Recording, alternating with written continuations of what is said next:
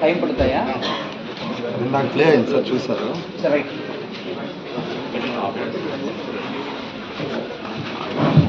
కాకపోతే ఇప్పటి వరకు అది డిటెక్ట్ అవ్వట్లేదని చెప్పేసి వస్తున్నారు.